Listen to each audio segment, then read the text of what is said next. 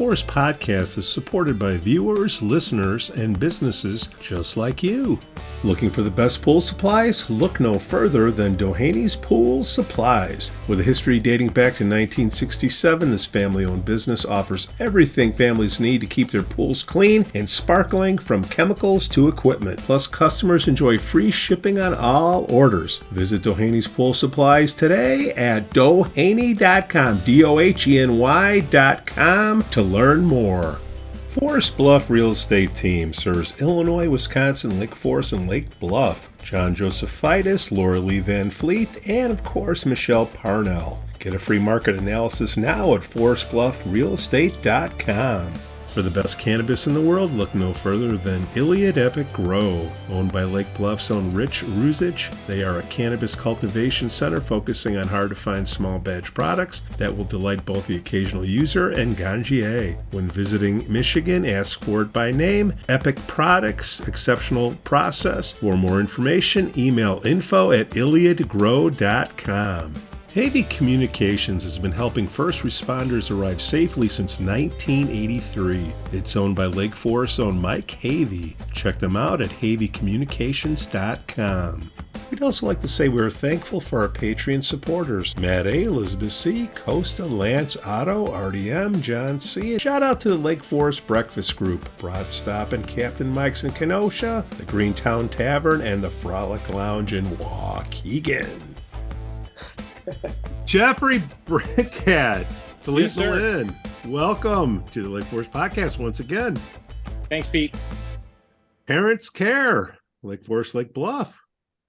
What's going on? Who you piss off now? Well, listen, I don't think.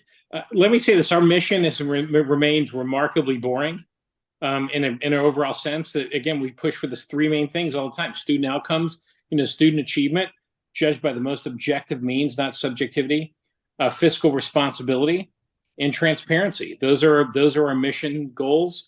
They've remained the same since day one for very valid reasons, and we think we've had a very disciplined approach towards putting that out there in the community. I agree. You guys are definitely more eloquent than I am, and that's not really too hard to do. But well, Philippe and Frank are. Frank, be modest, Jeff. So. Help me out now. Just a guy here that's paying another $1,000 a year in taxes. The referendum gets passed by a hair. I'm not even going to tell you what kind of hair. And there was a meeting last night that I saw, and it looks like they cut a bunch of the support staff. The admins, the library admins, the teacher administrators. Is that an optics thing there? Because I'm sad people lost their jobs, but I'm kind of happy that they're trying to cut some of the administration, but it seems like they went to the very bottom branches, not anywhere towards the top. Am I correct? Well, let me put my businessman hat on for a second about that. Okay. First of all, we've seen this pattern all too often when it comes to the way money's spent at these school districts, right? I worked on a big project at U46, Elgin, the second largest district in the state, that dealt with the exact same issues.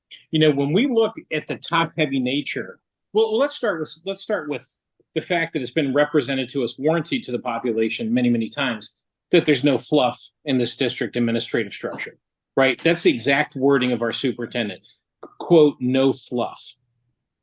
Well, the fact is, if you look at the student to administrator ratio, if you look at the teacher to administrative ratio, and you look at the budget in its entirety, you'll see that we can't even compare ourselves to our traditional peer groups.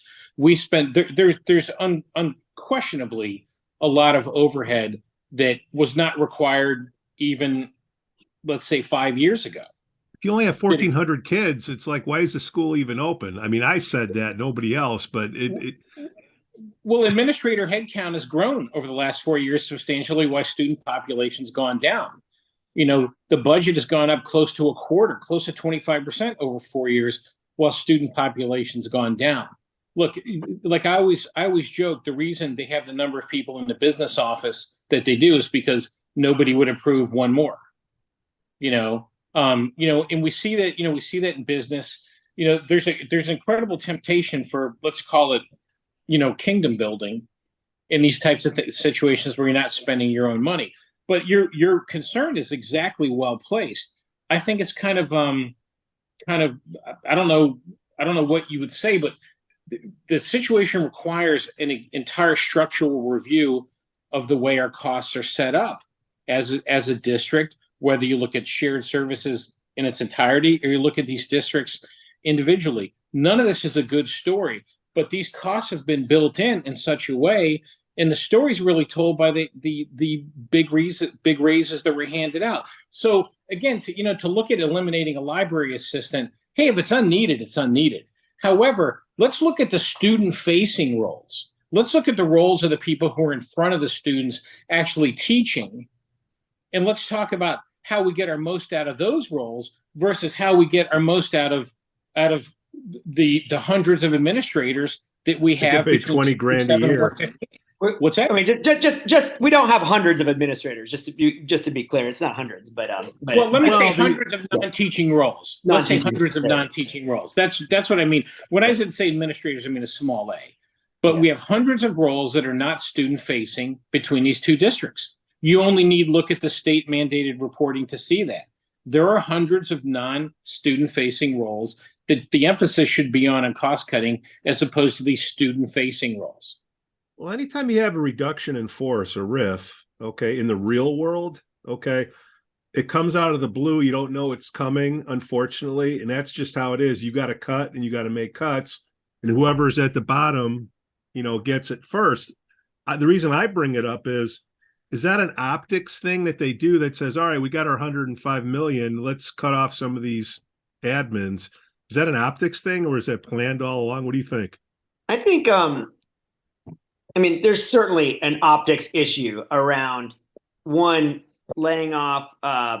I don't know, cutting positions. I only watched part of that school board meeting last night. I haven't got to the full thing, but reducing positions. Oh, the comments were over a half hour. I posted it up on the site. I saw some of it. Yeah, and giving management raises, and in the shadow of the school bond referendum last week, the 67 and 115 both gave pretty hefty administrative raises, pay raises. Superintendent Montgomery got a new contract. They canceled his old contract, retro back 1 year, and gave a massive new contract. But plus there was 15 on average. We saw about 15 to 18%. It's kind of hard. It's a little nuanced, but about 15 to 8% raises for a series of on average for a bunch of administrators. 115 and 67. Wait, let's go to Montgomery for a second. Wasn't that part of the deal? Was that already negotiated when he took the job? That if he would have got the money, they would have redone the deal. Wasn't that already the plan? Well, I'm not a lawyer anymore, but I think deals are generally on this podcast. Lawyers deals are generally done in contract relationships. He had a 5-year contract, I believe it was. Jeff, am I right? I think it was a 3-year contract. 3-year contract. Thank you. Which Pete, the second year hadn't even expired yet. And if you look at the board's own notes that have been promulgated in the press release, they essentially tore up the old contract mid-contract and said, "Here's a new 5-year contract." Which I think anybody who's in business would scratch their head and say, "Wait a minute, you had a contractual obligation that it's kind of like negotiating against yourself." You wouldn't go out and say, "You know what? Let's do this. I know you have an obligation, but let's increase the cost to the community." In light of now fill in the blank. I mean, to speak to someone's intent, I think it's a little risky, but it makes little sense to tear up a contract in the middle of that contract and say, here's a new 5-year, much richer contract that in the end would represent basically a 40% increase over where he is right now. In year 5, that compensation will be about 40% bigger than it is right now under contractual obligation. And we don't know what the discussions were going on behind the scenes. Maybe Superintendent Montgomery was saying, like, I'm going to leave. I got this bond pass, and now I'm going to leave, go back to Ohio or something like that. But, I mean, I think he might be playing a little poker with the school board. And, I think I might want to play poker with those guys, too, because they capitulated pretty quickly, and I think it goes to a larger issue that we have. Parents Cares. We would like to see our school boards do a better job of providing oversight over the administration of these school districts. and it goes back to a lot of issues with the caucus and different sort of things. But I'm not sure that I don't see it. It may be there and I don't see it, but I think the focus a lot is on collegiality and on supporting the Montgomery and supporting the administration. And I don't see, and I've had conversations. I'm sure the school board members will take issue with what I'm saying, but I think as a dad, as somebody in the community who's trying to pay attention and doing the best that he can, I'm not seeing the oversight responsibility being taken with adequate vigor. And we're taxpayers, we're parents, and we would like the school board members to assert dominance over the admin and right now it seems like the administration is dominating the school boards. Philippe, here's the magic wand. Wave it over the school board. What are they going to do differently? What's the most important thing? Jeff, you probably have yours, but I could give a couple. It's a big wand. Mine's a big wand. Yeah, that's what she said. All right, Jeff, start. Thanks. Our number one policy priority that we've been calling on for a long time is we don't know what success looks like in 1 year, 3 years, 5 years at these school districts. Superintendent Montgomery did mention that he's coming up with they're coming up with some metrics that they're going to produce next summer or something or this summer, but we haven't seen them. So we're left scrapping around, going on the internet, trying to find Illinois report card. We don't know if this one test is the end all be all, but we have to make up our own idea of success as kind of community members. We think it's the school board should put on pressure on the administration to come up and identify what does success look like, so that one, it will help clarify management probably way more the culture, way more than product of a learner or portrait of a learner will ever do, by saying here's what success looks like, and clearly articulating what the community believes success looks like academic. And they could come up with their qualitative and quantitative metrics, but we need a way to understand it so that we can hold them responsible or congratulate them. And then I would say second to be, when you talk about administrative raises, I don't know how it works in education, but I like baseball. There's all these contracts about performance-based metrics, like, hey, you hit 125 RBIs, then you get your new contract, or you get a escalation. I don't know if Montgomery's contract or these administrative contracts are tied to performance. They said, hey, they've done such a great job. Well, we're not seeing it. We're seeing record low school results, academic performance. We're seeing a lot of effort being placed on a school bond referendum and not on the things that we think are important for our children. And so we would like these raises to have been pushed off and tied to clear performance-based metrics, so that we can align administrator payment with the type of academic results for our children. Should we look at a school like it's a for-profit business, or is that not the way to go, Jeff? Well, no, I would, Pete, I respectfully say that it's probably not the way to go. However, At the same time, we have to look at the role of the school board as one of a fiduciary for the benefit of the taxpaying community. In other words, if you remember our last show, we talked a little bit about the driver's ed programs, and those are totally valid concerns. And I recall Scu said, words to the effect of, you guys don't want these guys to make good money. We're talking about the driver's ed teachers. Well, I would say that's the entirely wrong way to look at it. What you need to look at is, say, the school board, in my concern, student achievement is number one, but they have a fiduciary obligation to the community. They are elected to be the watchdogs for the benefit of the community about student performance, about total spending concerns and parameters. But the thing is, ask yourself this, back to the driver's ed teacher, or any number of a bunch of concerns. Where does the school board or the administration or the district as a structure have the right to have the community spend more money when something can be done in a more efficient manner? In other words, they have no right to just support what a superintendent or a district or an administration would put forward because they're the administration as superintendent. Now, I've had school board members tell me to my face, we think our role is to support the superintendent. In fact, I've had them tell me to my face, we think the role is to support the superintendent unanimously. And I wholeheartedly disagree with that. The job of the elected board or commission locally is to look at what's going on and say, is this in the best interest of the community? And in the form of education, it's for providing, the highest student achievements, not as a business would do, look at the profit. Well, listen, it starts with the assumption that we're here to have the highest student achievement possible, right? And we haven't seen that. And I think that's a lot of the frustration that really went around forming parents' care. It's like everybody's talking about these subjective kind of soft issues, but like Philippe just said, nobody said what success looks like. What's the percentage of people being on appropriate grade level for math, English, and science that we should be happy with? What's the spending levels? Now, we know Stevenson, New Trier are out achieving us in every possible way, though we're spending substantially more. We know they're doing substantially better with student outcomes than we have, even though we have substantially more administrative support than those schools do. That's really the paradigm we're trying to address. How do we get the most out of our schools? And I think it all starts with the school board. It starts with leadership on the school board. But we have to mandate that performance is the primary metric here. And until somebody wants to say this is what success looks like, it's awfully hard to grade the performance of anybody, right? I mean, you think about business, you have objectives, you have goals, you're evaluated on those things. We don't have those. So with respect to teachers, look, I'm a lot more comfortable with money going in to the teachers and to the classrooms. That was our complaint about this bond issue. Where's the concern about student outcomes? Where's the concern over the classrooms, the teachers, and the students? When we saw this Marshall Plan, post-World War II Marshall Plan type effort on the bond.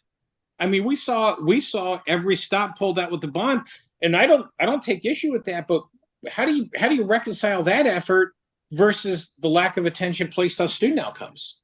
Parents' care is not about just bagging on the school boards and the school districts all the time. And so I wanted to, if you don't mind, Pete, just highlight something that we've been monitoring and are excited about.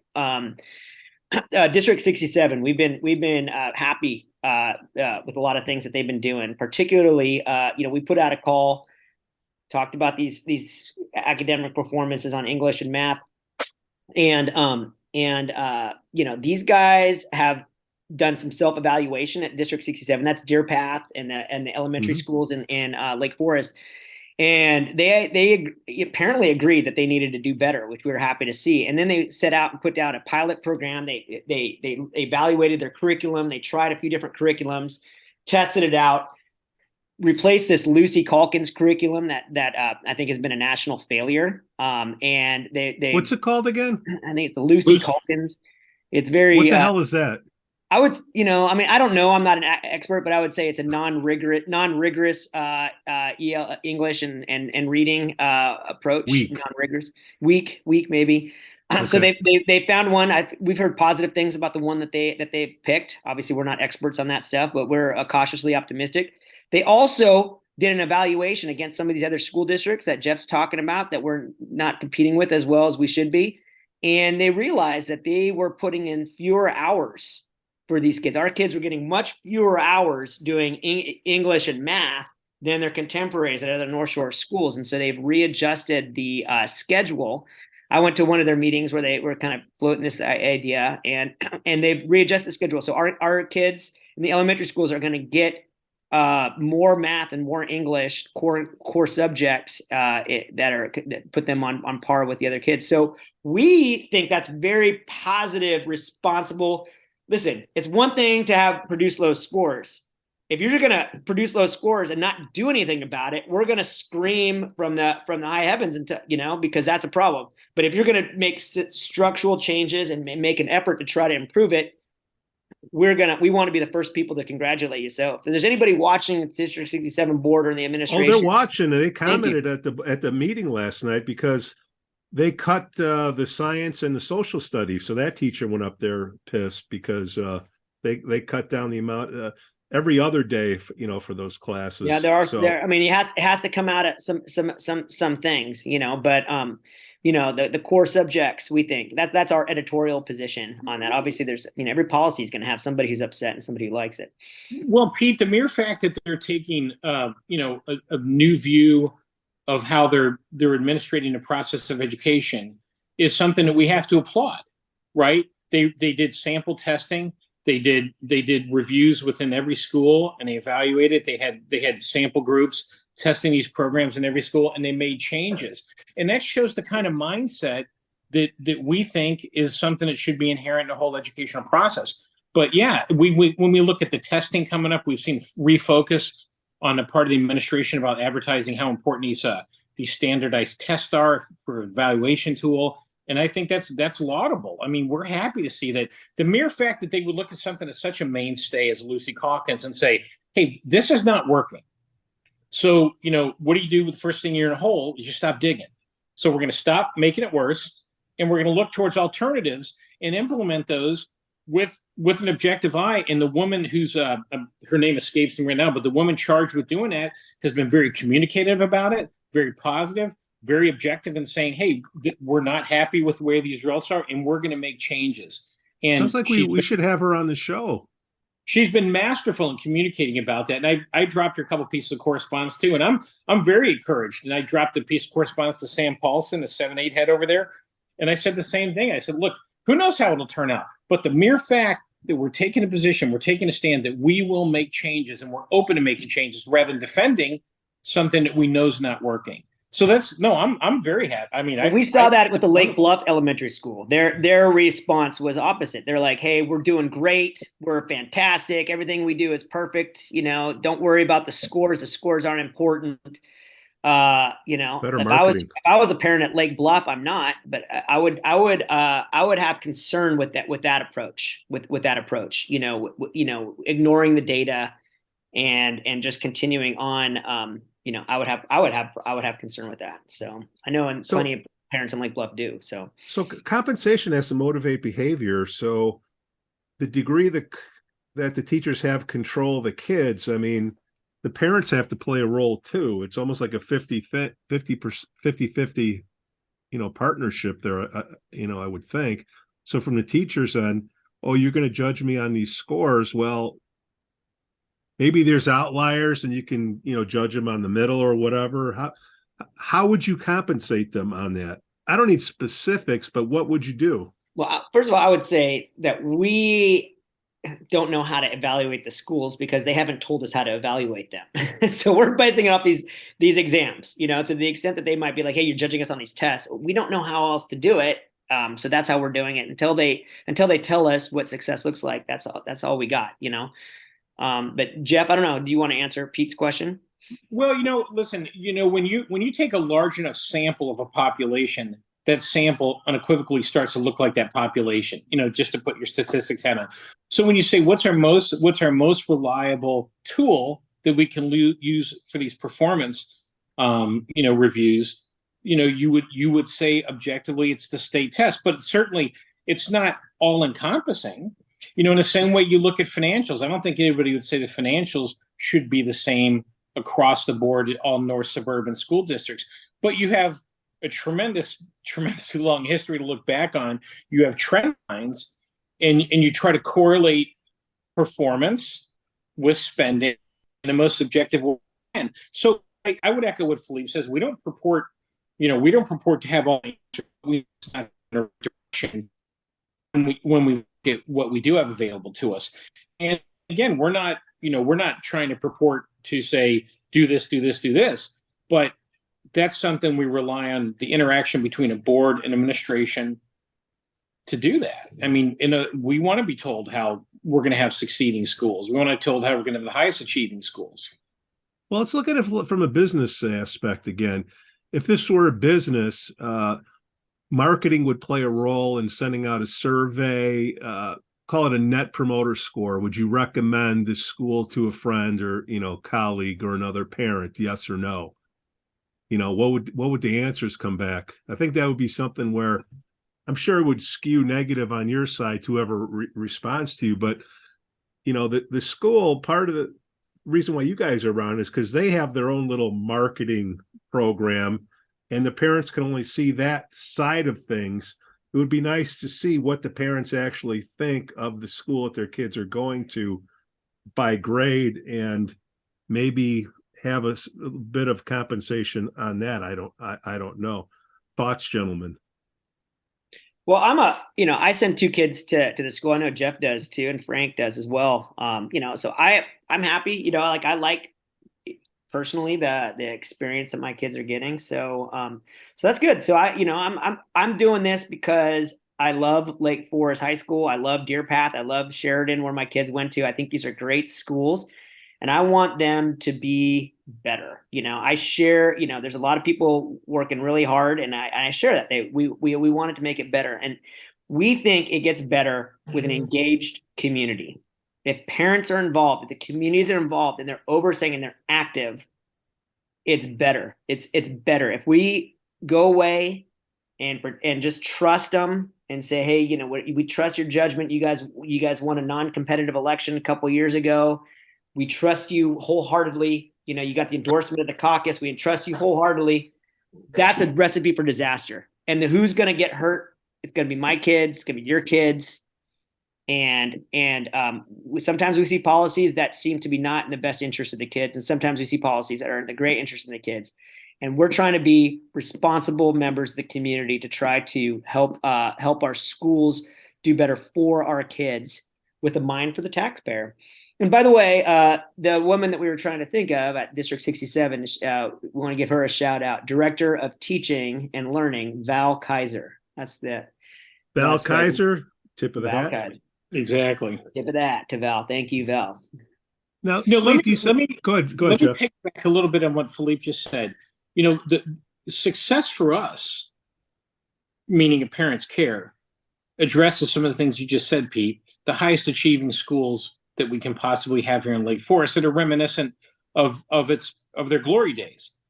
But I would offer that anybody we talk to, I make it a point of saying, hey, look, there's nobody's more pro-teacher, pro-classroom, and pro-student than we are. Now, you can interpret a little bit what those individual, components mean.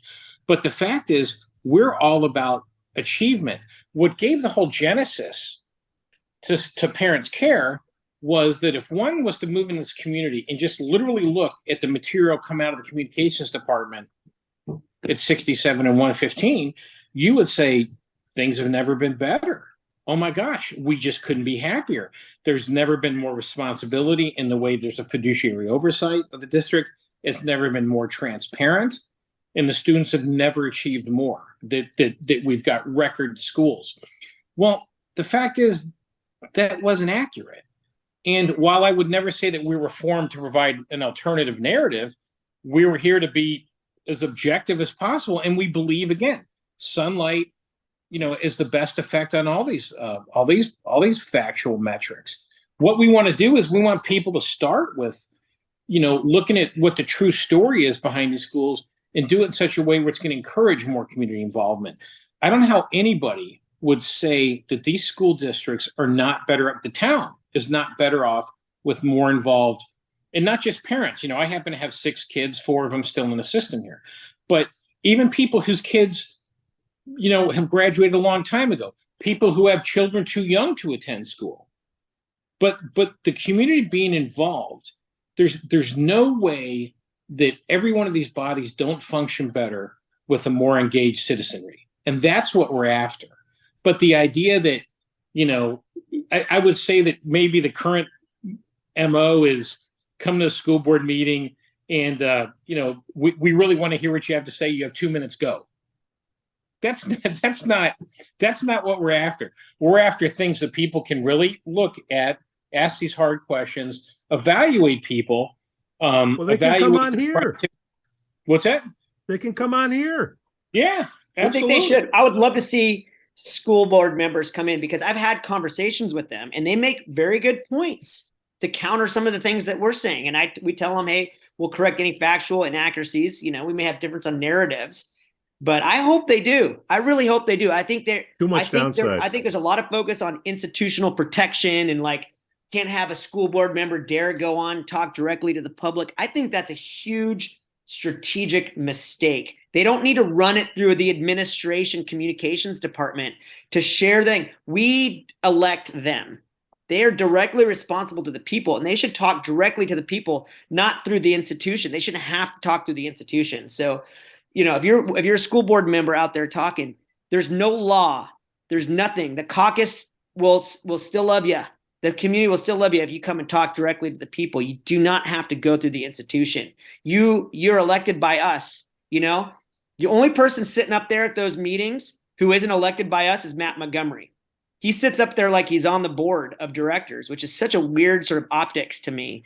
To me, he is employed, and by the fact that he sits there in the middle of those guys is kind of a sort of a weird sort of optics thing. Where should he sit? You should sit with the He should sit administrators. with the rest of the administrative staff, Pete. He should be over with the administrative staff answering to the board. Has it always been like that, though? What's that? Has it, like, is that?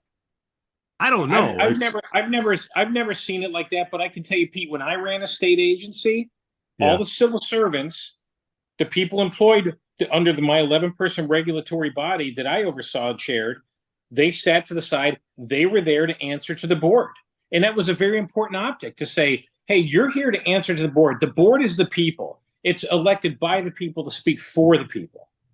They earned it. They earned that spot, you know? Okay, fair it's enough. How weird to about dilute this? it. None of those guys are going to, or gals are going to come on. I don't think Montgomery never will say ever come never, on Pete. again, unless he needs another vote. We probably won't see him again. Do we know somebody on a school board or was on a school board in another district where we can come up with some metrics on our own and present a plan? Because if we're going to wait on these guys to put some metrics together, that's never going to happen. We need, look, like Steve Jobs says, people don't know what they want till you show it to them and say, look, is it reasonable to ask, hey, a 10% increase in math and science scores?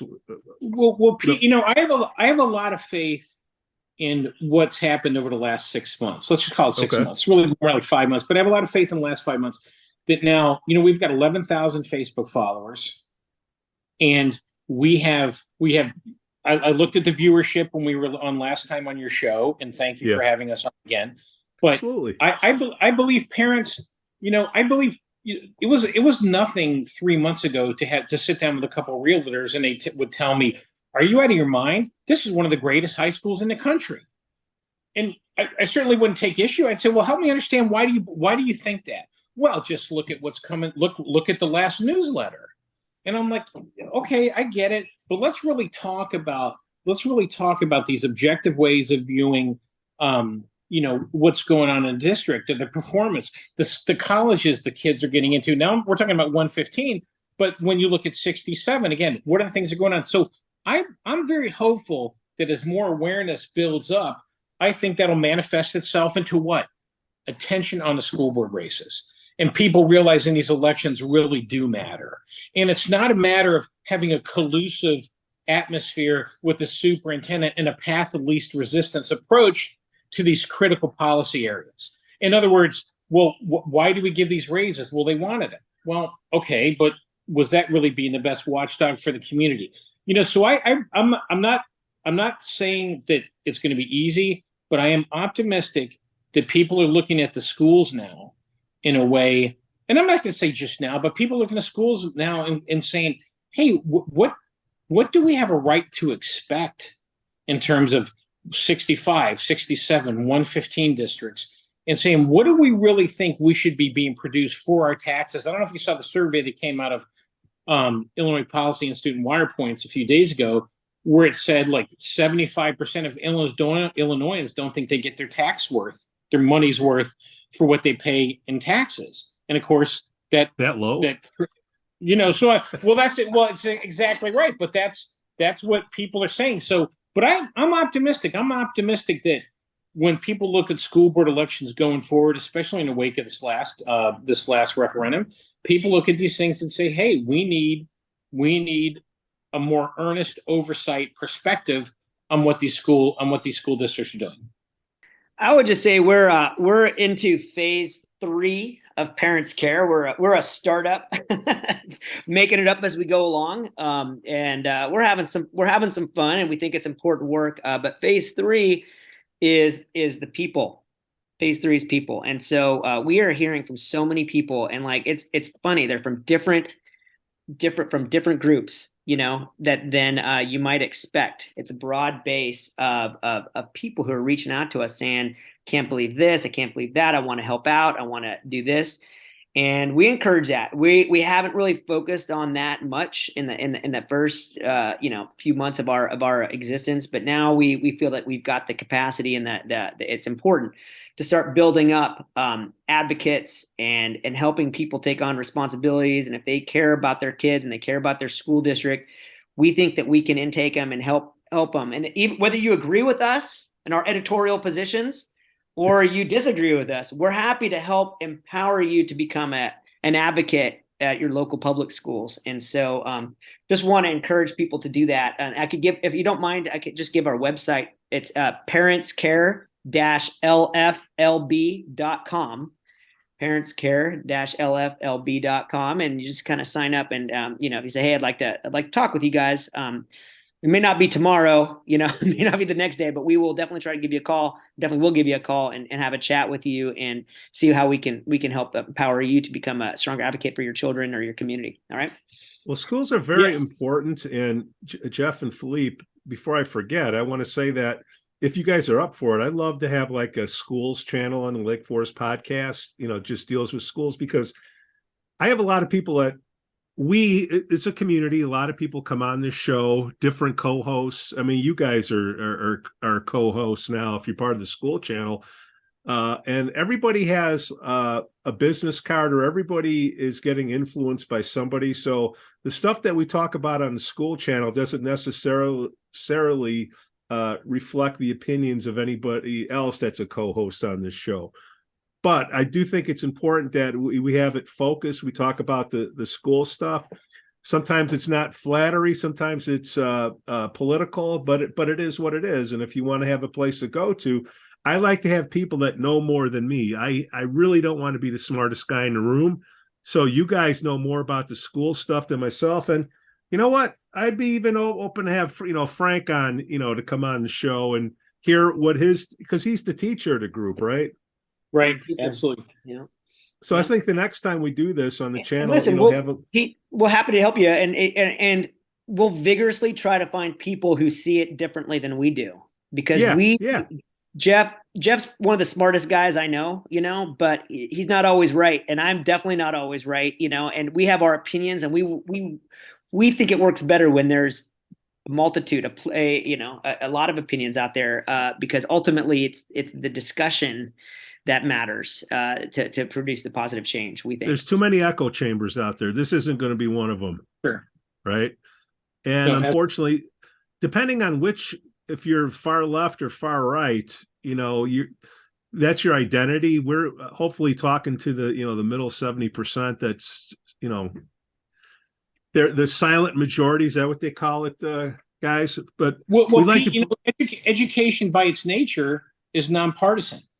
Right, everyone has a sincere personal interest in seeing this community schools environment thrive, and that's what we're trying. That's what we're trying to do, and that's why I think there's a savage hypocrisy to going along with a narrative that's not accurate with respect to educational outcomes. Because look, again, the more you nod your head and say, oh, this is one of the greatest high schools in the nation. Oh, this is just great. I'm not doubting that it's a wonderful place, and I'm not doubting that wonderful people work there. But leadership has got to exert itself to achieve in any genre, whether it's philanthropy, whether it's faith-based, whether it's business, the military, it doesn't matter. Leadership does count, and the elections count. So I think that's, again, this is something we all want, and we all share. Everybody does better with oversight. It's nothing personal. Everybody does better with oversight. If you don't have goals, it's like having a compass with no needle on it. Which way's north? How do you know? Oh, great, I got the referendum. That's objective. Bam, payday. Yeah. Oh, by the way, library aids. Well, again, those optics are understandable. It's understandable to look at it that way, for sure. If you want to pick hills to die on, I would say that any of these student-facing roles should be the last ones that are looked at for economization, especially in the wake of $106 million imminently flowing into these school districts, into 115. And in knowing, as we've been through, there's a report called an ATSB report, which is required to be filed statutorily every year by October 1st. It tells you every person in the district, their compensation, their days off, their health and compensation, their retirement compensation. Well, yeah, it's like reading War and Peace, right? Nobody wants to do it. But when you go through that, you will develop a really healthy perspective on where we put the rubber hitting the road in terms of student outcomes. And again, I would just say anybody who's student facing, that should be the last people you look at eliminating jobs. But Or I the would last play a little devil's advocate on that, Jeff, is that, salaries are the biggest expense at our school Mhm. district, and there's going to be a collective bargaining agreement going on in District 115 this year.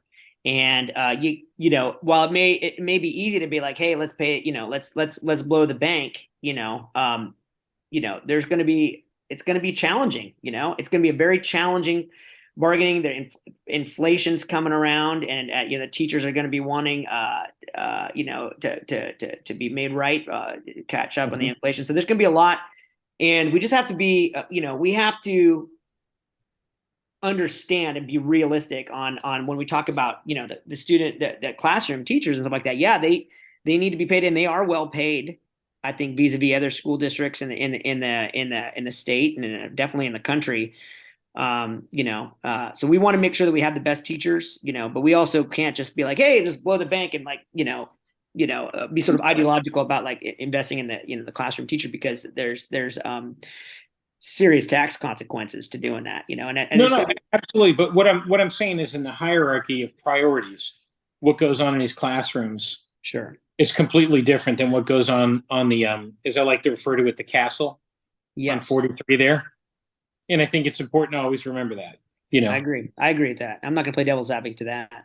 Well, I'd love to have those people that spoke up with their 2 minutes or 3 minutes or whatever that was, and there was a lot of them. I'd love them to come on here, because maybe it sounds like I'm ragging on the teachers a little bit, but I'm also on the flip side saying, to me, that's just interesting timing where you get the big raise and you're going to lop off the 20 grand people. That's just right. Not to mention increasing taxes on every single person in Lake Forest and Lake Bluff, also on the shadow of that. That's also a strange one, So I love to have them come on, hear somebody else's perspective. And then, guys, we'll make this a regular thing. I'll start this as the first schools channel, if I can figure out how to do it on YouTube, awesome. Jeff, this or watches it. I mean, what's kind of cool about our group is that we agree on some things, we disagree on it, and we hash it out. We've filled it on the 3 pillars, and we're looking to expand. So if you disagree with us or agree with us, give us a call. We're looking to kind of bring more voices into it. So thank you, Pete, for what you're doing. We miss Scoo. We miss Scoo, but man, it's a school thing. This has nothing to do. This has nothing to do with Scoo. This is me. The editor, the whatever you want to. I am the Lake Forest Podcast. So if anybody's got a problem, Dr. Montgomery, Melissa Oakley, you have my email. If you ever need another voting help, please, I'm sure you'll reach out to me. Guys, I hope they come on. It's a great channel. So thank you very much. It really is. It really is. Absolutely. The pendulum's going the other way, guys. Just look at Tucker and the dude from CNN. People had enough of that crap. Yeah. All right, boys. The Lake Forest Podcast is supported by viewers, listeners, and businesses just like you. Looking for the best pool supplies? Look no further than Dohany's Pool Supplies. With a history dating back to 1967, this family-owned business offers everything families need to keep their pools clean and sparkling, from chemicals to equipment. Plus, customers enjoy free shipping on all orders. Visit Dohany's Pool Supplies today at doheny.com, DOHENY.com, to learn more. Forest Bluff Real Estate Team serves Illinois, Wisconsin, Lake Forest, and Lake Bluff. John Josephitis, Laura Lee Van Fleet, and of course, Michelle Parnell. Get a free market analysis now at forestbluffrealestate.com. For the best cannabis in the world, look no further than Iliad Epic Grow. Owned by Lake Bluff's own Rich Ruzich, they are a cannabis cultivation center focusing on hard-to-find small batch products that will delight both the occasional user and ganjier. When visiting Michigan, ask for it by name. Epic Products, exceptional process. For more information, email info@iliadgrow.com. Havey Communications has been helping first responders arrive safely since 1983. It's owned by Lake Forest's own Mike Havey. Check them out at haveycommunications.com. We'd also like to say we're thankful for our Patreon supporters, Matt A., Elizabeth C., Costa, Lance, Otto, RDM, John C. And shout out to the Lake Forest Breakfast Group, Broad Stop and Captain Mike's in Kenosha, the Greentown Tavern, and the Frolic Lounge in Waukegan.